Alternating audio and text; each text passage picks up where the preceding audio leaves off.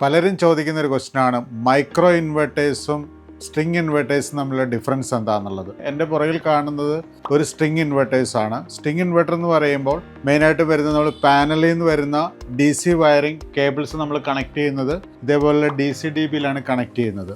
DC DB എന്നുള്ളത് നമ്മൾ ഒരു സിംഗിൾ ഇൻവെർട്ടറിലേക്കായിരിക്കും കണക്ട് ചെയ്യുക. ഇവിടെ നിന്നാണ് നമ്മൾ മീറ്ററിലേക്കുള്ള കണക്ഷൻ പോകുന്നുണ്ടാവും. അതാണ് സ്ട്രിങ് ഇൻവെർട്ടേഴ്സ് എന്ന് പറയുന്നത്.